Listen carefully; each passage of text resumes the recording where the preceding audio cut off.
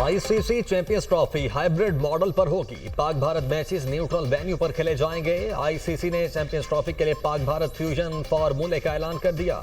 Formula champions trophy, women's world cup और टी20 world cup नाफिज होगा। आईसीसी, पीसीबी और बीसीसीआई में मुआहिदा हो गया।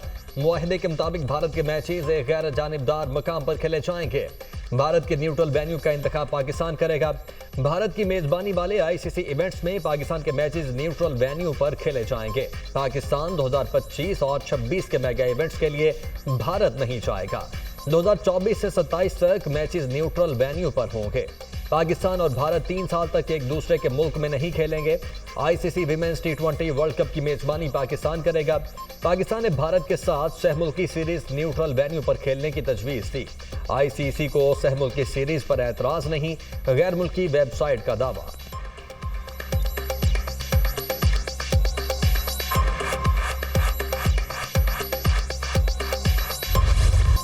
चैंपियंस ट्रॉफी पाकिस्तान की इज्जत का मामला है, कोई समझौता नहीं होगा, कोई हर्फ नहीं आने देंगे। चेयरमैन पीसीबी मोहसिन नकवी का वाज़ेह मौक़िफ़, कहा तहरीरी मुआहदे की खिलाफवर्जी हुई तो वो भी देख लेंगे। खेल को खेल रहना चाहिए, क्रिकेट में सियासत के खिलाफ हूँ। पाकिस्तान के असूली मौक़िफ़ को हर किसी ने सराहा। चैंपियंस ट्रॉफी के लिए हर तरह की तैयारियां मुकम्मल हैं। चेयरमैन पीसीबी मोहसिन नकवी की गवर्निंग बोर्ड के इजलास में गुफ्तगू। मोहसिन नकवी का कदाफी स्टेडियम का दौरा, तामीराती कामों का जायजा लिया। कहा डेडलाइन तक स्टेडियम का काम मुकम्मल हो जाएगा। तमाम टीमों को पाकिस्तान में खुशामदीद कहेंगे। आईसीसी वफ्द का नेशनल स्टेडियम कराची का दौरा, स्टेडियम में तामीराती कामों का जायजा लिया। आईसीसी वफ्द लाहौर का भी दौरा करेगा।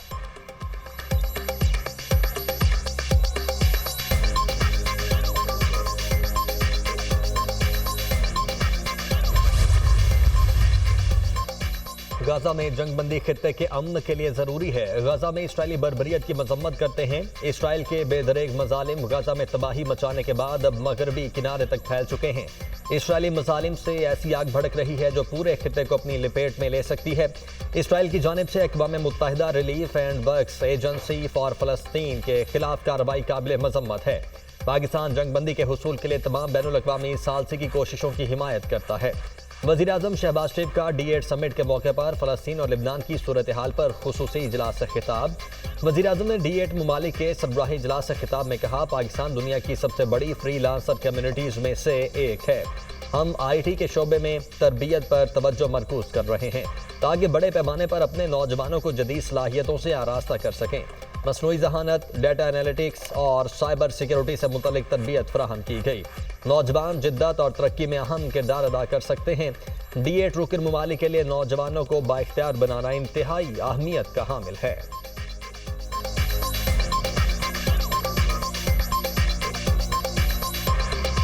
We are focusing on IT trainings at a mass scale to equip our youth with necessary tools to connect with digital world and capitalize on the opportunities with the aim to enable job seekers to become job creators.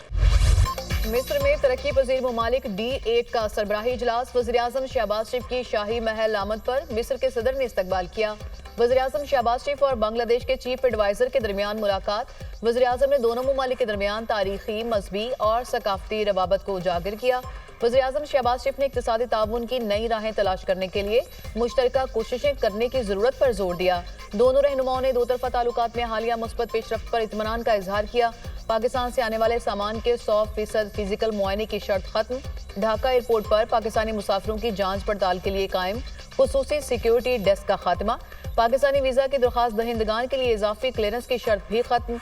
वज़ीर-ए-आज़म शहबाज शरीफ ने तजारत के फ़रोग़ के लिए बांग्लादेश के हालिया इक़दामात का शुक्रिया अदा किया। वज़ीर-ए-आज़म शहबाज शरीफ की इंडोनेशिया के सदर से भी मुलाकात। इक़्तिसादी और तजारती ताल्लुकात को मज़ीद मुस्तहकम करने की ज़रूरत पर जोर।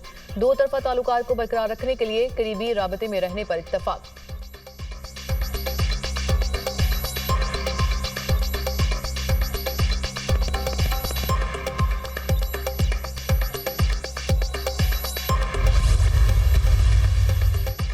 वज़ीर आला पंजाब मरियम नवाज की ज़ेर-ए-सदारत काबीना का इजलास। पारा चनार के लोगों की दरख्वास्त पर अद्वियात और दीगर सामान भेजने की मंजूरी।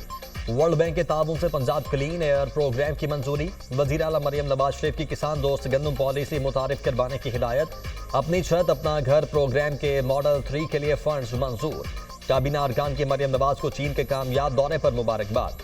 मरियम नवाज ने कहा, चीन में गैर मामूली पजीराई पंजाब के अवाम के लिए बाइस फख्र है। जल्द पंजाब के एक हॉस्पिटल में कैंसर के चीनी इलाज का पायलट प्रोजेक्ट शुरू कर रहे हैं। शायद अल्लाह ने कैंसर के जदीद तरीन इलाज की सहूलत हासिल करने के लिए ही चीन भेजा।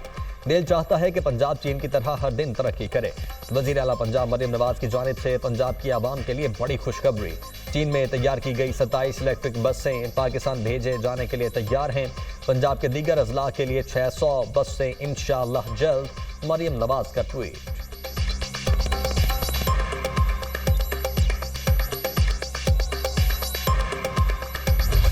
तहरीक-ए-इंसाफ के एहतजाज में रेंजर्स का एक और जख्मी एहलकार शहीद। सर में गोली लगने से जख्मी होने वाला रेंजर्स का लांस नाइक तनवीर अहमद शहीद। एहलकार थाना तरनौल के इलाके में मुजाहिरीन की फायरिंग से जख्मी हुआ था। लांस नाइक तनवीर 3 हफ्तों से CMH में जेर इलाज था। शहीद लांस नाइक तनवीर अहमद की नमाज जनाजा अदा कर दी गई।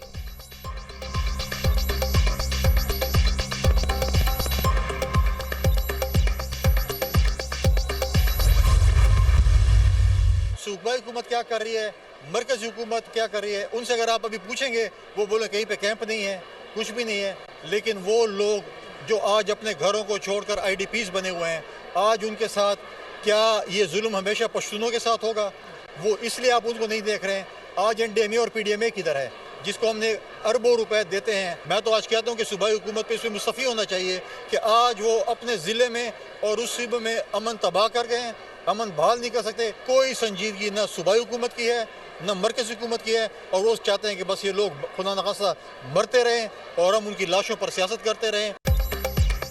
खैबर पख्तूनख्वा काबीना पर रेंजर्स और पुलिस एहलकारों को शहीद करने का मुकदमा दर्ज होना चाहिए। सवाल ये पैदा होता है कि अलीमीन गंडापुर मुसल्ला होकर डी चौक क्यों गए? सूबे में अमन अमान की सूरत हाल खराब है, हुकूमत को मुस्ताफी हो जाना चाहिए। गवर्नर खैबर पख्तूनख्वा फैसल करीम कुंडी की मीडिया से गुफ्तगू। कहा, खैबर पख्तूनख्वा में आग लगी हुई है और हुकूमत ख्वाब खरगोश के मजे ले रही है। कुरम का मसला हल न होना सूबाई हुकूमत की नाकामी है। कुरम में इस वक्त अद्वियात और खुराक की कमी का मसला दरपेश है। मुज़ाकरात ही मसाइल का हल है। स्पीकर कौमी असम्बली ने एक बार फिर मुज़ाकरात को नागुज़ीर करार दे दिया। अयाज सादिक ने स्पीकर्स कॉन्फ्रेंस से खिताब करते हुए कहा, मुज़ाकरात से ही जमहूरियत आगे बढ़ेगी और मुस्तहकम होगी। हमें माहौल को बेहतर और ठंडा करना है, मिलजुल कर तलखियों को कम करना होगा। बतौर स्पीकर इतने राज हैं, अगर कह दूं तो बाज़ मेंबरान को आंदा टिकट तक ना मिले। ये राज हमारे सीने में दफन है, हम पर जिम्मेदारी ज्यादा है। स्पीकर पंजाब असम्बली मालिक अहमद खान ने कहा, मुल्क को इकट्ठा रखने के लिए डायलॉग की जरूरत है।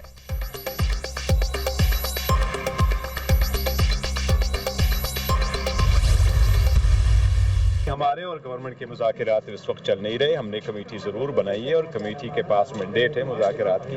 वो खान साहब ने कहा है, बस सो पार कोई मुज़ाकरात नहीं हो रहे। अगर हमारे साथ उन्होंने की ब्रीफिंग शेयर कर ली, किस किस्म की पाबंदी लगी है, किसने लगाई है, किस नोयत की है, फिर उस पर इंशाअल्लाह ताला कमेंट करेंगे। हुकूमत से मुज़ाकरात नहीं हो रहे। चेयरमैन PTI बैरिस्टर गौहर की वजाहत। कहा, अमरीकी पाबंदियों से मुतल्लिक कोई ब्रीफिंग के बाद ही बता सकेंगे। ऑपोजिशन लीडर उमर अयूब ने मीडिया से गुफ्तगू करते हुए कहा कि हुकूमत की मुज़ाकरात में कोई दिलचस्पी नहीं, हम किसी के पास नहीं जाएंगे। किसी ने मुज़ाकरात करने हैं तो करें, नहीं तो ना करें। किसी से डरने और दबने वाले नहीं, हम किसी सूरत पीछे नहीं हटेंगे। जेलों में PTI के कैदियों को सहूलत नहीं दी जा रही। 30 कैदियों की गुंजाइश वाले कमरों में 80-80 लोगों को बंद किया गया है। PTI की मुज़ाकराती कमेटी आज बानी से अडयाला जेल में मुलाकात करेगी।